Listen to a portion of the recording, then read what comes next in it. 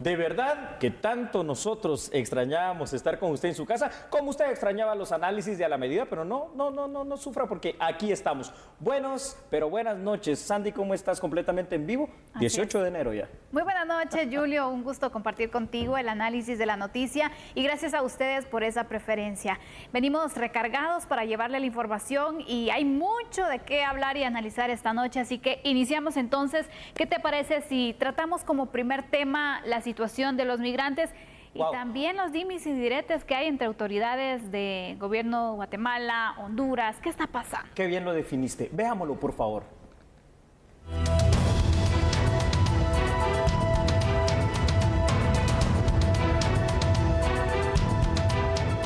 El canciller Pedro Brolo indicó que los ciudadanos hondureños ingresaron violentamente y sin respetar el Convenio Centroamericano de Libre Movilidad CA4 y los protocolos de bioseguridad el pasado viernes, por lo que esperan del gobierno de Honduras su colaboración para poner fin a esta crisis humanitaria. Y lo que estamos queriendo es evitar que continúen en su trayectoria para llegar a frontera mexicana, donde no se les dejará pasar y donde se podrá, si no lo evitamos, podemos tener una potencial crisis humanitaria de gran escala en nuestras fronteras en territorio guatemalteco. Por lo tanto, le solicitamos proactivamente y amablemente, de una manera muy respetuosa, al gobierno de Honduras que colabore y actúe de manera proactiva con sus socios, con sus aliados, vecinos, para que podamos mitigar de manera ordenada, regular y segura el retorno de todos los participantes de esta caravana, para poder minimizar el impacto eventual que pueda darse.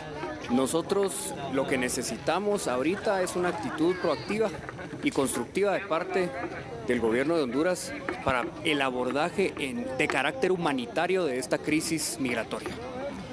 Nosotros estamos totalmente abiertos a poder recibir la comunicación, información y todas las propuestas que el gobierno de Honduras tenga para el abordaje de esta caravana y evitar también las otras posibles caravanas que podrían estarse elaborando en los próximos días. Necesitamos, obviamente, como bloque regional, estar unidos en este tema, como Honduras, El Salvador, Guatemala, México, Estados Unidos. Tenemos que unir esfuerzos para el abordaje responsable del fenómeno migratorio de cara a una eventual crisis humanitaria, que es lo que queremos evitar. El ministro de Relaciones Exteriores compartió datos estadísticos sobre migrantes que han decidido retornar a Honduras de manera voluntaria. Nosotros hasta el día de ayer a mediodía se tenían un cálculo de 1.383 personas retornadas y al día de hoy por la mañana ya estamos llegando prácticamente a 1.500 personas retornadas. En este sentido, los mecanismos de retorno se han hecho a través de la Organización Internacional Migratoria, quien dispone de algunos buses con un procedimiento de entrevistas para poder darles un retorno voluntario asistido.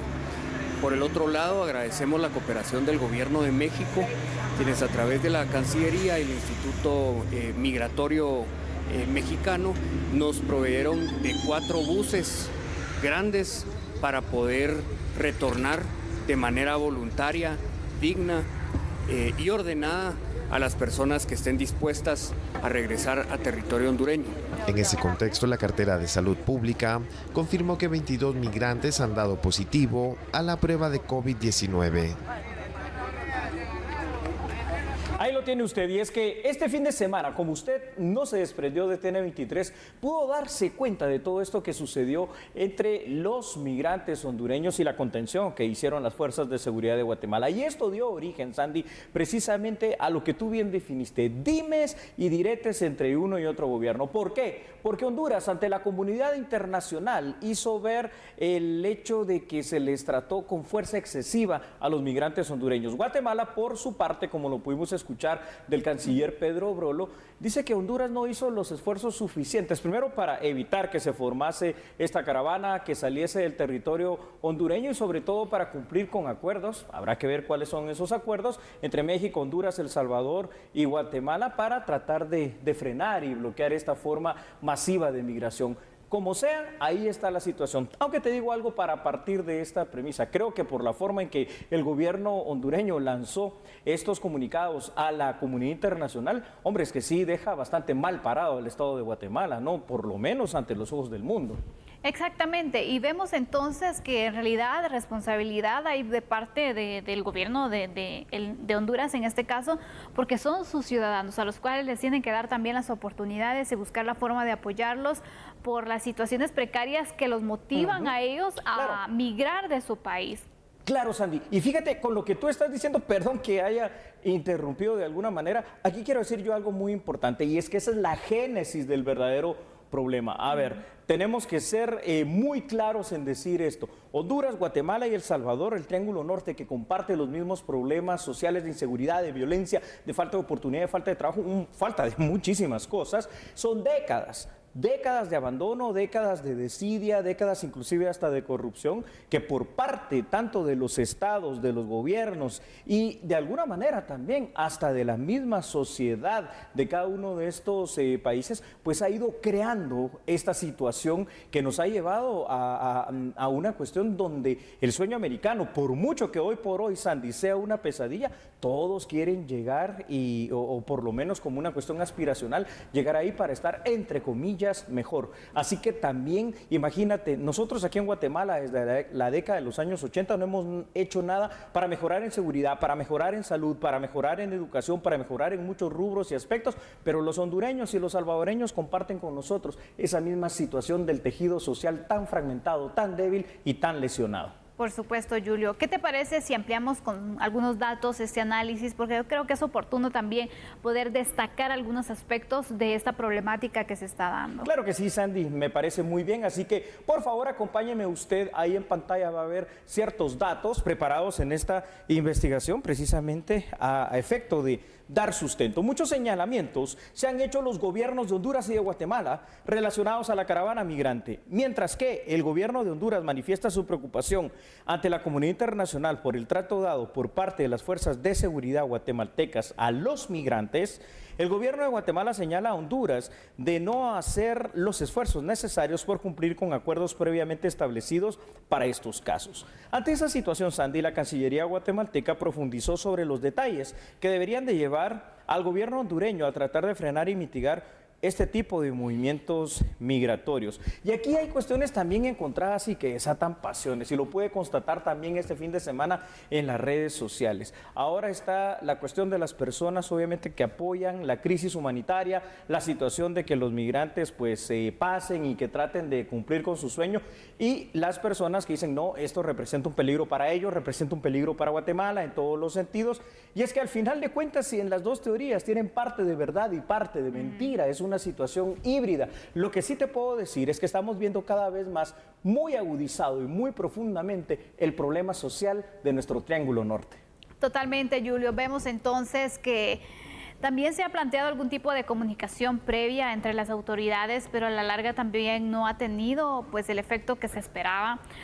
Ya sabemos que desde hace varios días se había anunciado la caravana de migrantes hondureños, en los cuales también esperábamos que las propias autoridades de Honduras hiciera su trabajo en cuanto a evitar que pudieran iniciar este recorrido sus connacionales, porque recordemos el peligro al que se están enfrentando. Cuando nos dicen se han podido realizar algunas pruebas, no todas, por la cantidad de personas que están y también por los controles que ha sido muy complicado, y varios ya han dado positivo, más de 20. Entonces vemos el riesgo en salud y el riesgo en seguridad, ¿no? 20 positivos que ya han estado en contacto por horas o por 2, 3 días ya con otras personas. Estos 20 se van a multiplicar a otros 20, 60, 80, 100, y entonces aquí el peligro está desde la propia caravana migrante. ¿Sabes? Otra de las cuestiones que yo creo que ni el gobierno guatemalteco ni el gobierno hondureño han sabido explicar a la comunidad nacional e internacional es lo siguiente: es mejor, de verdad, por la propia seguridad, no de guatemaltecos mismos, sino que de los hondureños,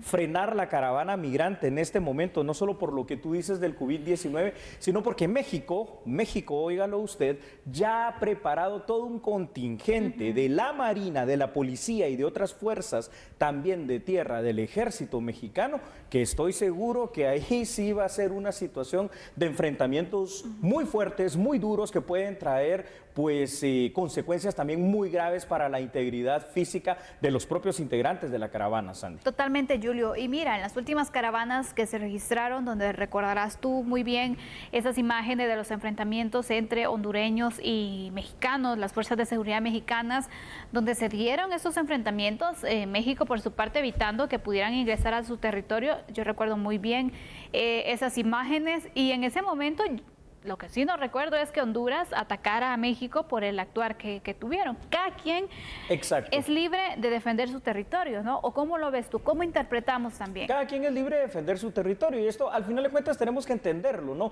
Nos molestamos muchas veces con las políticas migratorias estadounidenses, y aquí tenemos que tener bien claro una situación. No son políticas de Trump, no son políticas de Biden, no son políticas de demócratas, por ejemplo, ni de republicanos. Son políticas de Estado, que ahí sí se aplican, demócratas o republicanos, independientemente de quién sea, donde Estados Unidos decidió ya al menos para la inmigración centroamericana cerrar completamente esa puerta y empezar a hacer esas deportaciones masivas que hemos visto en los últimos años. Yo creo que este es un buen momento para que con estas imágenes también preparadas ad hoc para este tema podamos empezar a pedirle a nuestros gobiernos que trabajen por una verdadera integración centroamericana, una integración de los pueblos, una integración de las necesidades, una integración en la lucha que se necesita precisamente para combatir las causas sociales que provocan estos movimientos. Ya no es un movimiento migratorio, es una crisis humanitaria. Totalmente, Julio, estoy de acuerdo contigo. Pero mira, yo creo que para que se logre esta integración debe existir voluntad de las autoridades. Bravo. Si ya se sabía que esta caravana se iba a registrar ya desde hace varios días, se escuchaba la información. Aparte de ello, días previos, preparándose las autoridades ante esta situación, los gobiernos de los diferentes países se reunieron, dígase Honduras, México, Estados Unidos y Guatemala, estuvieron reunidos planteando así algunas propuestas para poder atender esta situación, y cada uno hizo compromisos. ¿Qué pasó en esta parte? Porque Honduras no sé si cumplió. Claro, eso es muy cierto. No, y acusarse ahorita mutuamente yo creo que no sirve de nada entre ambos gobiernos. ¿Por qué? Porque lo que habría que preguntarse es qué se hizo por parte de estos países, de los dos, Honduras y Guatemala, El Salvador, México, quien tú quieras, y toda Centroamérica, para crear más fuentes de ingreso, para traer más inversión, para hacer más segura esta nuestra región. Bueno, pues probablemente los esfuerzos no se han hecho de la manera completa. Te digo algo, y escuche usted lo siguiente.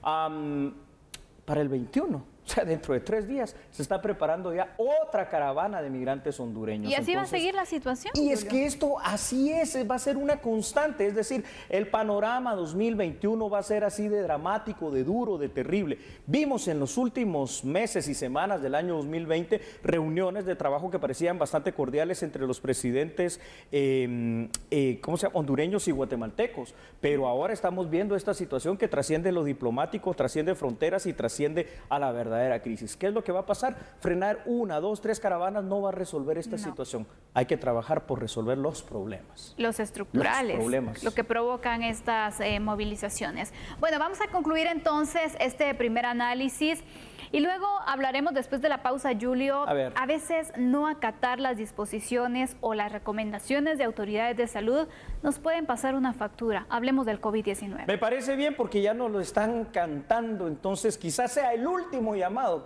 a la reflexión del guatemalteco antes de que se empiecen a tomar medidas por parte de las autoridades restrictivas de movilidad y ciertas cosas. Pero, ¿qué cosas dirá usted? Ya lo verá. No cambia, porque nosotros somos a la medida.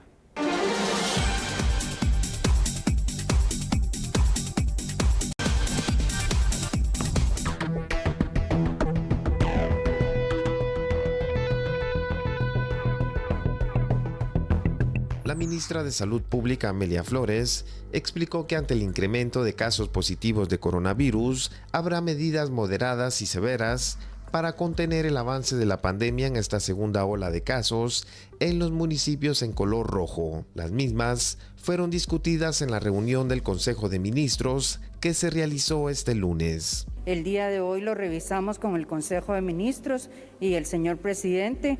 Esperamos hoy tener ya una postura del Ejecutivo para poder anunciar las medidas, y quiero aquí hacer un énfasis en que pensemos que pueden ser medidas relativamente moderadas. Sin embargo, si no las cumplimos como las hemos estado incumpliendo en todos estos meses, a partir del mes de octubre, podríamos llegar a tener medidas más severas, que creo que es lo que menos queremos en la población.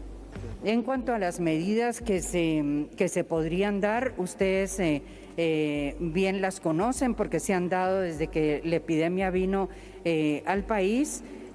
Una de ellas tiene que ver precisamente con la movilización, y no estoy hablando aquí de cierres, sino de la movilización, de las horas, de restringir algunas horas en algunos municipios. Como ustedes lo saben, hay municipios rojos como en el que estamos nosotros hoy, y en los municipios aledaños, que son municipios dormitorio.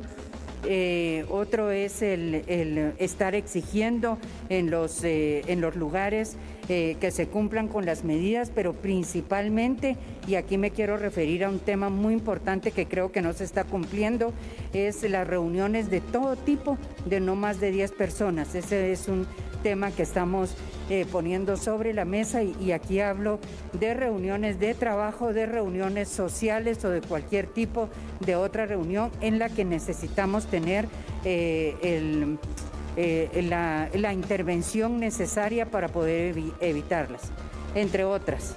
O sea, en estos días, precisamente hoy lo dimos a conocer en Consejo de Ministros, y eso se va a resolver antes del miércoles. La funcionaria de Salud Pública indicó que las nuevas acciones que serán anunciadas obedecen al incremento de casos y los niveles que reportan los hospitales destinados a atender casos de COVID. 7 de enero que informamos 187 municipios en amarillo, hoy tenemos solamente 154.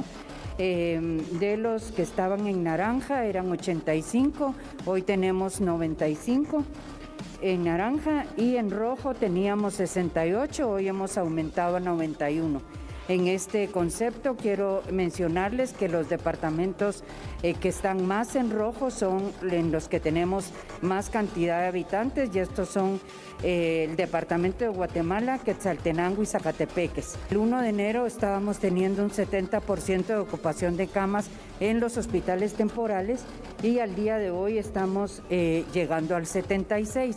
Este es un porcentaje, el global o el porcentaje de ocupación de camas supera el 80%. Y quiero comentarles también que en los hospitales nacionales de referencia, aquí estoy hablando del Hospital Roosevelt y San Juan de Dios, que son quienes han contribuido en la primera ola muchísimo más a la atención de pacientes, hoy tienen una ocupación importante. El Hospital Roosevelt un 92% de ocupación, está en rojo, y el Hospital San Juan de Dios un 84%.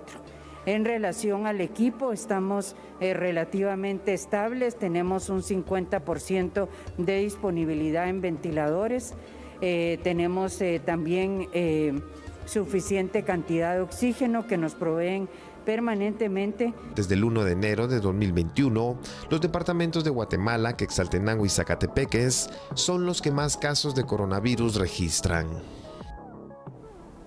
Bueno, no lo hemos venido diciendo desde antes de la finalización del año 2020 aquí en A la Medida, y a veces la gente se aburre y dirá, pero es que lo que se quiere evitar es precisamente este tipo de medidas. Andy, tú no me dejarás mentir, pero hoy sí ya se ven como una situación inminente. Yo creo que la ministra lo que nos quiso decir, leyendo entre líneas, Amelia Flores, ministra de Salud, es, ya se discutió en el Consejo de Ministros, en eso fue muy clara, y yo creo que también tiene que estar muy claro ahora que para municipios, pues son los ejemplos que ella dio, que están en rojo por cantidad de habitantes y por cantidad de casos, Guatemala, por ejemplo, Zacatepeques, Quetzaltenango, entre otros, pero no son los únicos, ya van a empezar a venir dentro de pocos días, no sé, ¿a partir de cuándo? Las medidas restrictivas. Hablaba del tema de movilidad, que seguramente pueden ser los famosos toques de queda, ¿verdad? O hablaba de cuestiones de movilidad, pueden ser los famosos cierres que se daban los fines de semana, como recordará si usted también. Entonces, pues probablemente esperemos que eso de los cierres no llegue, pero sí, el tema de la movilidad puede ser también de otra manera. ¿Te recuerdas y recordarán entre ustedes? Departamentos y Entre municipios. departamentos, las placas, por ejemplo, las que circulaban algunos días sí, algunos días no. Y otra cuestión que pueda llegar a afectar la movilidad, aunque eso pues también me imagino no será lo inmediato, es el tema del funcionamiento o no de los autobuses, porque también hay casos documentados, no necesariamente solo en estos departamentos, donde los autobuses parece que ya no se respeta el tema de ningún distanciamiento social. Exactamente. De hecho, la DGT ha realizado incluso algunas sanciones a unidades de transporte colectivo que no han respetado el aforo y bueno, digamos también las medidas que se mantienen como Sí. la aplicación de gel.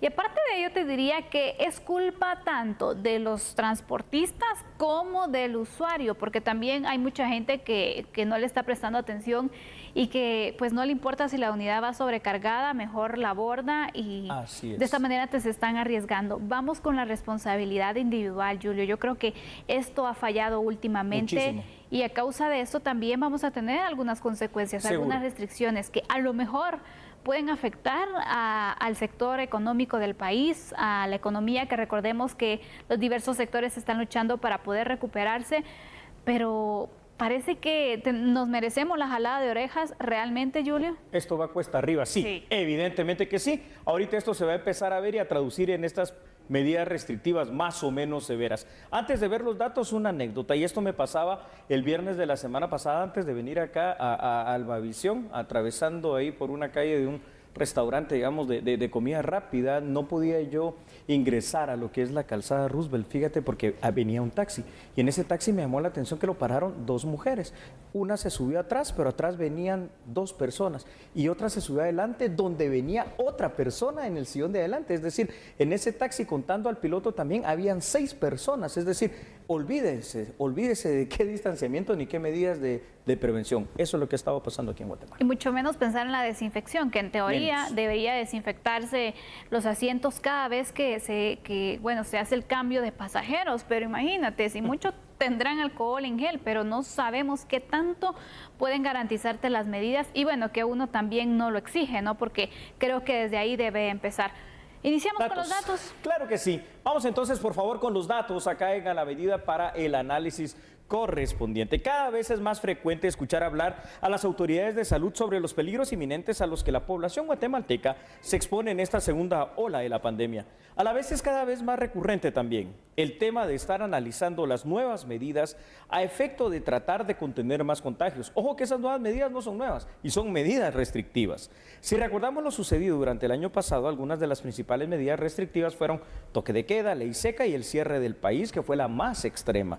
Sin embargo, hablar de un cierre total en este momento, yo creo que el gobierno lo descarta, pero además podría representar un golpe muy difícilmente superable para la economía guatemalteca en las condiciones que por X y Y razón, fuera de la pandemia, fuera de los temas del gran golpe que se le dio al turismo, de ETA, IOTA y todo lo que tú quieras sumar a temas exógenos que giraron alrededor del tema económico guatemalteco, tiene hoy por hoy la economía de Guatemala trastabillando, Totalmente, Julio. Y mira, es complicado, la verdad, todos no quisiéramos tener restricciones, pero tenemos que ponernos a pensar en algo. ¿Qué hemos hecho nosotros Para para evitarlo? contribuir a que los casos no vayan al alza? ¿En qué nos hemos descuidado para que también los casos, esta segunda ola, tenga grandes consecuencias? Vemos días en los que se ha superado los 1000 casos y han Sí. sido varios, Julio. Hasta 1800 llegó. Exacto, pero también vamos a que dentro del análisis que las autoridades han realizado con restricciones, también no solamente busquen culpables por afuera, es decir, los ciudadanos, bueno, no han hecho caso, no han cumplido esto y lo otro. También sería oportuno que las autoridades se autoevaluaran y Sí. dijeran, bueno, ¿en qué hemos fallado nosotros también? Porque sabemos que hay controles que no se tienen.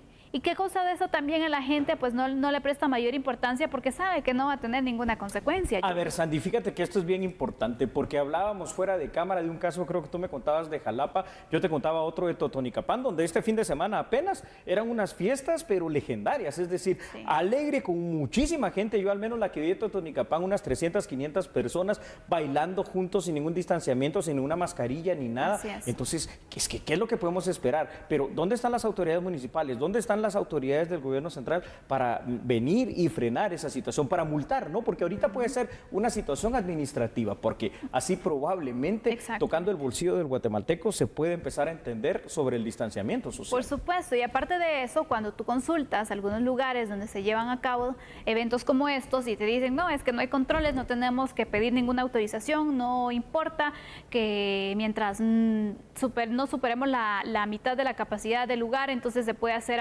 hasta de 200, 300 personas. Imagínate. Entonces al final vemos la falta de control que el Ministerio de Salud está teniendo también. Recuerdo muy bien cuando inició la pandemia, donde todo evento que se llevara a cabo debía tener un aviso para el Ministerio de Salud, cumplir con ese requisito para ellos tener un control. Pero después no sé si se estará realizando. Difícil, y hablando con la verdad en la mano, también tenemos que ser muy francos, es decir, a ver qué reuniones de 10 personas, eso es muy difícil. Solo en este fin de año pudimos ver reuniones masivas en todas partes, desbordados en centros comerciales, los guatemaltecos, en los supermercados, y no digamos en la playa y en los lugares turísticos y recreacionales. Entonces creo que ahora se va a empezar a pagar de alguna forma, no solo con las personas infectadas, lamentablemente también con las muertes, sino que con las medidas de restricción que a muchas personas, probablemente como usted, que nos está viendo allá en casa, caigan a la medida que sí las ha respetado, al final de cuentas le van a terminar afectando, porque restringen su movilidad, ya solo con eso hay una afección. Y alteran también la forma en la que se desarrollan las diversas actividades.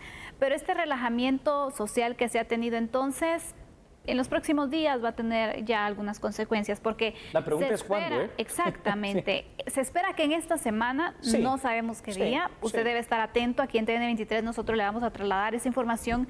Van a anunciarse cuáles serán las nuevas medidas. Hay mucho temor, pero aparte de eso, hay mucha información falsa que está circulando, porque eso es cierto. De hecho, de algunas páginas y eso así ha surgido la información de que inicia a partir de mañana un toque de queda. Momento, no se ha dicho absolutamente nada, por lo tanto, le suplicamos que usted no comparte esa información y que también esté atento a las fuentes oficiales, los medios de comunicación. Le vamos a trasladar a usted también la información, y bueno, creo que cuando se dé el anuncio va a ser una de las noticias del día, ¿no? Seguramente que va a ser la noticia del día, más temprano que tarde esto se va a saber, y tampoco es que sea un gran secreto, es decir, sabemos, por lo menos en los grandes departamentos y en este sector, está Guatemala con todos sus municipios en rojo, está también Zacatepeques por esa situación de vecindad que tiene con nosotros como principal afectado. Probablemente esto se pueda también pasar con el departamento de Chimaltenango y Quetzaltenango. Entonces ahí lo tenemos. Esperemos, como te decía, ya para poner un epílogo al tema,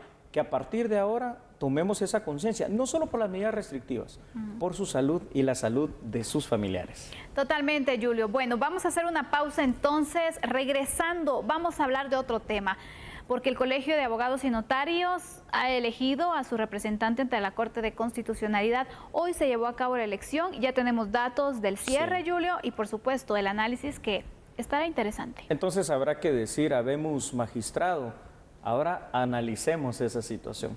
No cambie, solo recuerde una situación. A esta hora, en este momento, por TN23, nosotros somos a la medida.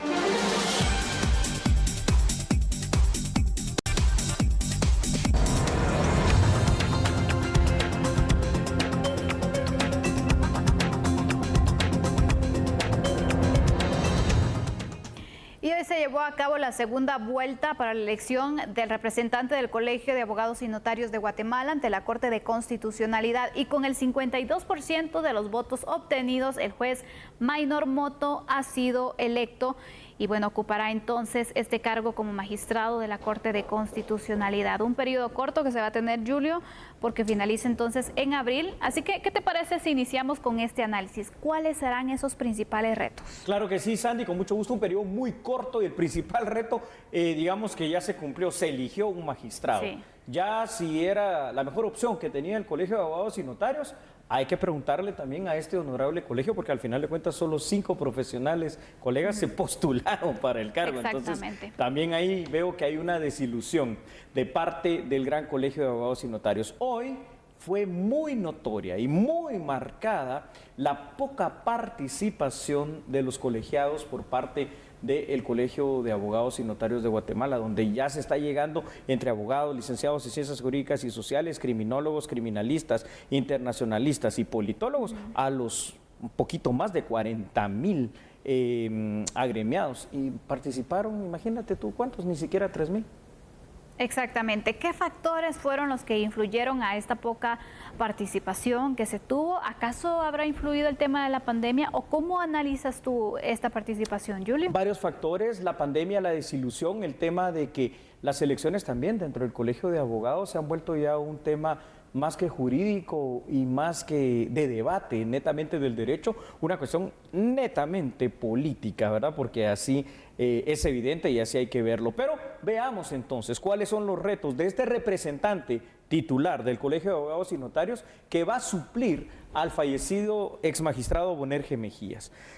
Sandy, el Colegio de Abogados, con una participación mínima, ya lo dijimos, eligió a su representante ante la Corte de Constitucionalidad. Retos que asume el ganador, en este caso el juez Maynor Moto. Un mandato de apenas 4 meses, un mandato corto, para tratar de representar al gremio de abogados de una manera digna.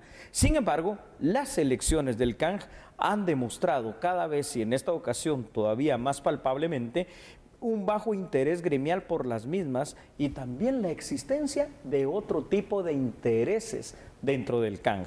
Encontrar un equilibrio en la Corte de Constitucionalidad para que se empiecen a tomar decisiones de orden jurídico y no de orden político, por supuesto que será no solo uno, sino que probablemente el principal de los retos que se trate de tener. Pero de aquí a venir y decir que va a haber un legado real en cuanto a jurisprudencia, en cuanto a decisiones, durante 4 meses va a ser muy difícil, Sandy, porque además recordemos otra cuestión, este año 2021, uno de los grandes actores de la política nacional, porque ahora dejó de ser jurídica, la Corte de Constitucionalidad ha estado calladita, calladita.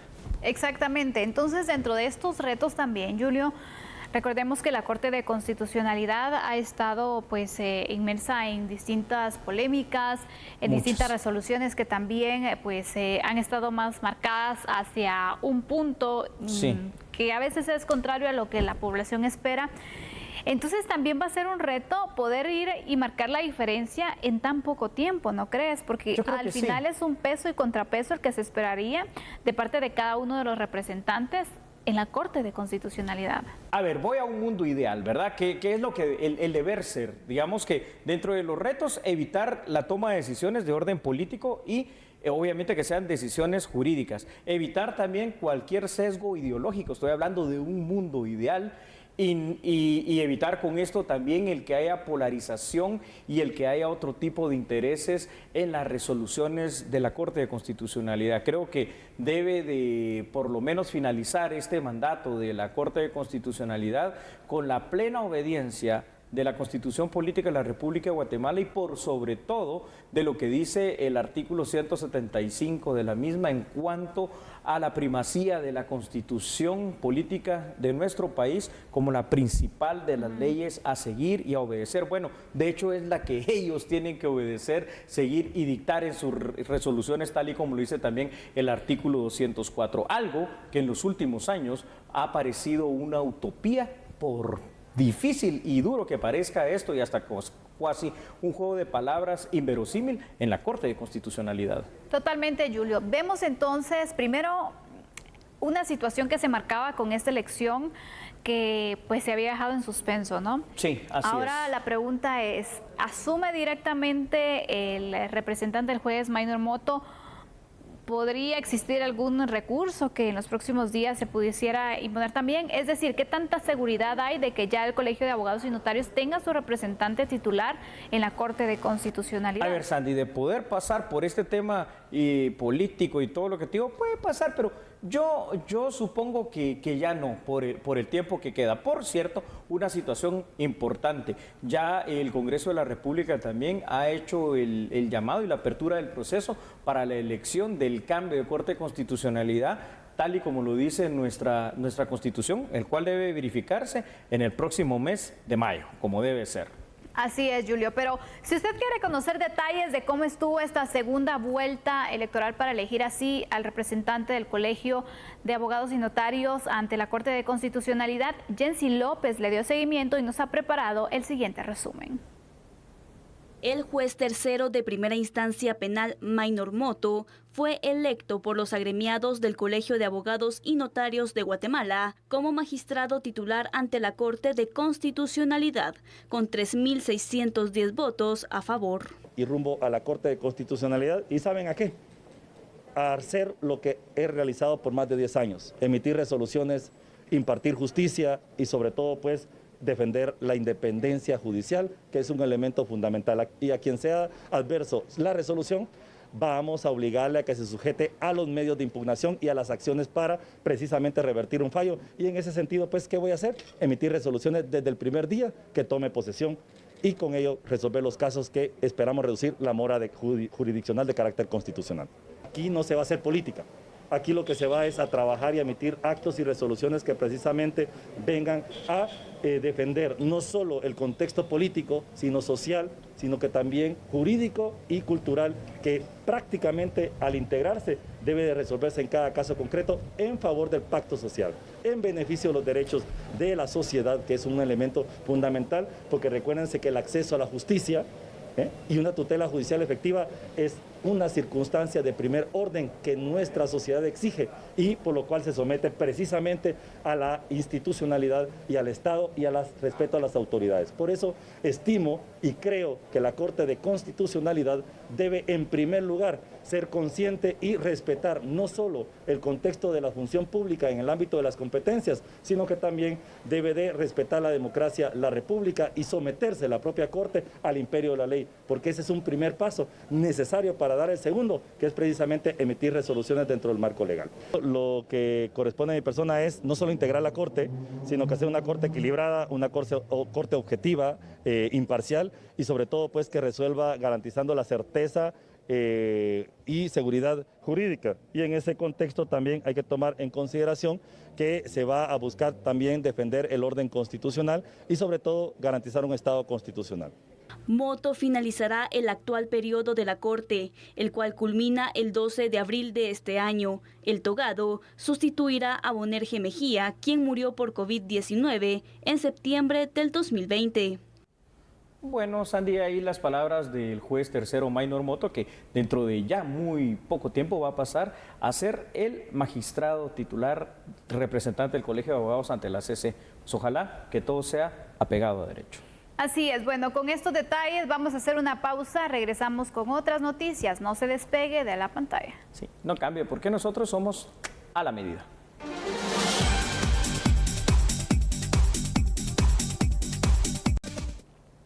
El 2021 ha sido declarado como el año de la ética y probidad por parte de la Contraloría General de Cuentas. De esta manera se busca poder lograr transparencia en las instituciones públicas.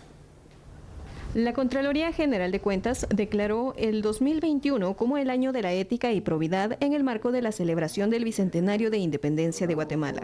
Impulsaremos a nivel nacional procesos democráticos para la efectiva auditoría social y fomentaremos el acceso a la información pública como mecanismo de fiscalización y rendición de cuentas. Y con ese espíritu nacionalista los invito para que nos identifiquemos con esta iniciativa de la Contraloría General de Cuentas. Todos somos Guatemala y todos podemos recuperar la confianza de los ciudadanos en las instituciones públicas. Ahora es el momento de honrar a la patria y de aportar semillas de transparencia. La finalidad es la adopción de valores éticos y comportamientos de probidad en la Contraloría General de Cuentas y las instituciones públicas del país. Hay varias acciones, por ejemplo, fortalecer el Sistema Nacional de Control Interno para reducir la opacidad en el gasto público. Por otro lado, también entre las acciones está desarrollar la prevención y el control en el cumplimiento del control fiscal gubernamental. Además, actuar en todos los espacios en donde existen servicios, en donde existe auditoría y atención, que las personas actúen en base a este código de ética, y es para eso que se está haciendo un llamado a todas las instituciones y por supuesto a la Contraloría General de Cuentas como ejemplo, para que cada uno de sus funcionarios pueda comprometerse con el mismo. Además, es muy importante hacer la innovación de los servicios digitales para prestar un mejor servicio a la población y extender una cultura de probidad en todos aquellos funcionarios que van van a presentar su declaración jurada patrimonial a la Contraloría General de Cuentas. Y además, por supuesto, favorecer los sistemas de comunicación y de acceso a la información pública. La cifra de la recaudación fiscal del año 2020 fue dada a conocer por las autoridades de la Superintendencia de Administración Tributaria, quienes dan a conocer que también fue positiva a pesar de los embates de la pandemia del COVID-19. Vea la información aquí en A la Medida. La recaudación cerró en 60.044 millones de quetzales. Creo que es una de las mejores recaudaciones de toda América Latina. Evidentemente somos la mejor recaudación de Centroamérica. Esto gracias a que la economía del país se ha recuperado y al trabajo que estamos realizando desde la superintendencia. Sin embargo, no haber llegado a la meta es un motivo de remoción, según la ley de la SAT. Al respecto, el funcionario expondrá a partir de este martes sus resultados ante el directorio de dicho ente tributario, que decidirá su continuidad. El día de mañana estaré presentando el informe ante el honorable directorio, haciendo las consideraciones respectivas del comportamiento macroeconomía, de lo que significó la pandemia y los efectos de las tormentas Iota y Eta. Según nuestro criterio, se ha logrado llegar a la meta.